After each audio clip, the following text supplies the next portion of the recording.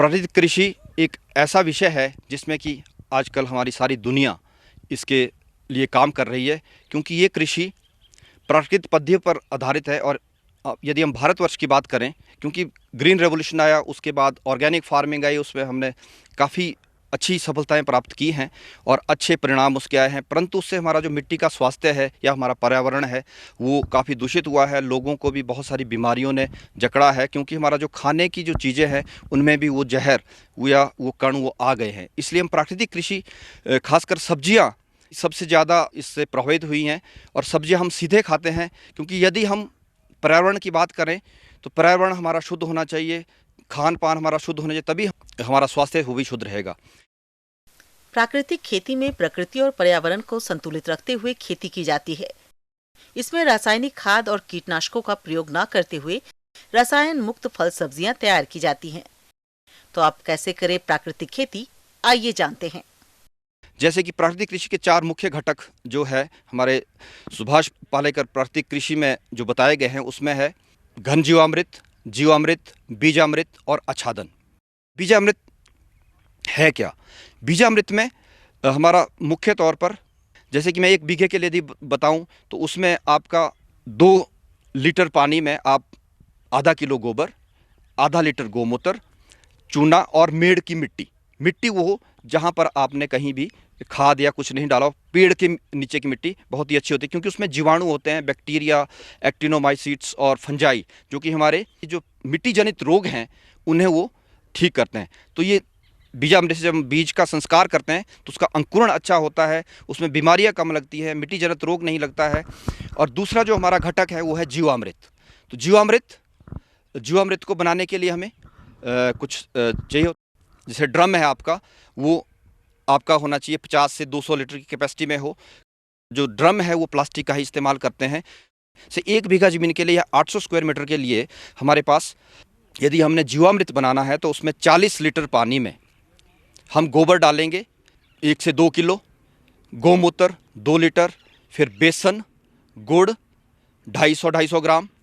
बेसन जो इसलिए डालते हैं ताकि हमारा जो उसमें जो बैक्टीरिया है वो पनपते हैं। गुड़ इसलिए डालते हैं कि उसमें आपको उसके लिए अच्छा जो है उनके लिए भोजन तैयार होता है। और उनको हम एक ड्रम में डाल के, और मेड़ की मिट्टी जो मैंने पहले भी आपको बीजामृत में बताई थी, तो उस मिट्टी को डाल के 1 मुट्ठी मिट्टी वो हमें चाहिए। तो उसको जो क्लॉकवाइज डायरेक्शन है उसमें सुबह और शाम 4-5 मिनट के लिए आपने उसको घोलना है। तो ये काम आपने पूरे हफ्ते, और जब तक आपका तैयार नहीं होता है तब तक आपने ये करना है। जैसे मैंने पहले बीजामृत के लिए बनाया था तो उसको 1 दिन पुराना ताज़ा ही बीजामृत बनाते हैं और 1 दिन के बाद आप इस्तेमाल करते हैं। परंतु जो जीवामृत है उसको हम 1 हफ्ता से लेकर 10 दिन तक, उसके ज़्यादा आपने आगे, और ये निर्भर करता है तापमान पर। यदि गर्मियों में आप बना रहे हैं तो 5 से 6 दिन या 7 दिन में आपका जीवामृत तैयार हो जाएगा। यदि ठंडी जगह है तो वहाँ से हो सकता है कि 10 से 15 दिन भी लगे। अब आप देखते हैं, उसको जो ड्रम है उसको हम ढकते हैं, उसको पूरा बंद नहीं करना है, उसको बोरी से या टाट से हम ढकते हैं ताकि उसमें हमारा ऑक्सीजन या उसकी मात्रा जाती रहे। तो इस तरह से हम जीवामृत भी तैयार करते हैं। और उसको जीवामृत को हमने कैसे इस्तेमाल करना है, जैसे कि 2 तरीके हैं। एक तो है हमारा सिंचाई, आपकी मिट्टी की पानी में उसको मिला के सिंचाई करेंगे। दूसरा है स्प्रे हम 5 से 10% करते हैं, उसके लिए हमें छानना पड़ता है। और जब हम ड्रेंचिंग करते हैं तो उसका हम सीधा ही, जैसे 9 भाग पानी और 1 भाग जो हमारा वो जीवामृत बना हुआ है 1 हफ्ते से लेकर 10 दिन तक, उसका हम घोल बना के उससे सिंचाई करते हैं लाइनों के बीच में। वो बिल्कुल पौधे के पास नहीं डालना है। उसका तरीका ये है कि जैसे आपने जब बीज लगाया, बीज संस्कार करने के बाद उसके बाद भी आप उसको शुरू कर सकते हैं और उसमें आप सिंचाई कर सकते हैं।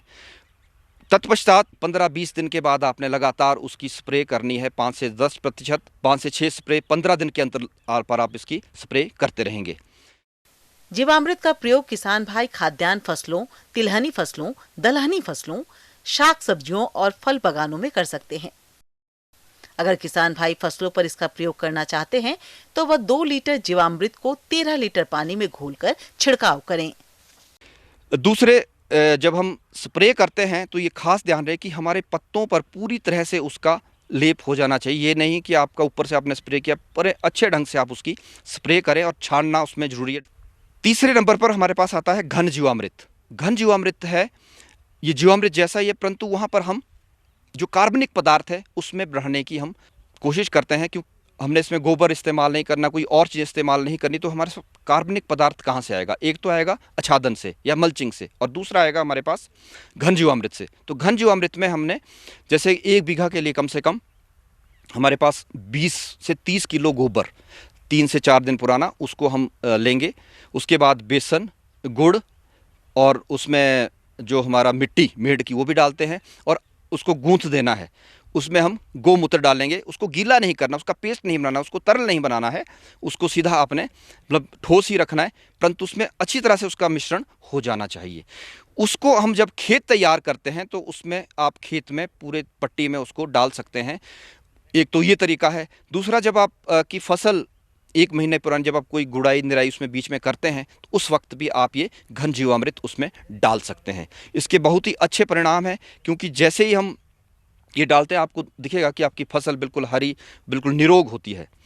जो चौथी चीज़ है वो है आच्छादन। आच्छादन क्या है? मल्चिंग। होता क्या है कि जब हम फसल लगाते हैं तो उसमें आपकी मिट्टी खाली रहती है। जब ये मिट्टी आपकी खाली रहेगी तो उसमें घास और उसमें वाष्पीकरण काफ़ी ज़्यादा होता है, उससे उसका जो नमी है वो सूर्य के तापमान से उड़ जाती है। उसके लिए हम जो भी हमारे जो फसलें होती है, फसलों के अवशेष हैं या कोई और चीज़ें, घास है, उससे हम ढक सकते हैं ताकि उसमें हमारी नमी बनी रहे। उससे घास वगैरह भी आपका कम आएगा और उसमें आपको कम गुड़ाई निराई की आवश्यकता पड़ती है। ये है आच्छादन का, और उससे नमी वो काफ़ी ज़्यादा और कम पानी आपका उसमें लगेगा। किसान भाइयों, ये मैंने 4 चीज़ें बताई जो पोषक तत्वों इसमें करते हैं, और जो समावेश था वो दलहनी और गैर दलहनी फसलें। जब भी हम चाहे गर्मियों में लगाएं, सर्दियों में लगाएं, एक दलहनी फसल का इसमें होना आवश्यक है। वो क्यों? क्योंकि वो नाइट्रोजन की मात्रा को जो हमारे वायुमंडल में है वो काफ़ी ज़्यादा है, उसको संग्रहित करती है जड़ों में। अपने लिए ही नहीं बल्कि दूसरी फसलों को भी उसमें फ़ायदा होता है जो हम बाद में फसल लगाते हैं। इस तरह से वो अपनी जो मिट्टी है हमारी उसकी उपजाऊ क्षमता को बढ़ाती है। प्राकृतिक तौर पर हमें किसी भी केमिकल कहीं बाहर से जाने लाने की ज़रूरत नहीं पड़ती है। तो ये प्रबंधन किसान भाई अच्छे ढंग से करेंगे तो मैं नहीं समझता कि आपकी फसल अच्छी नहीं होगी।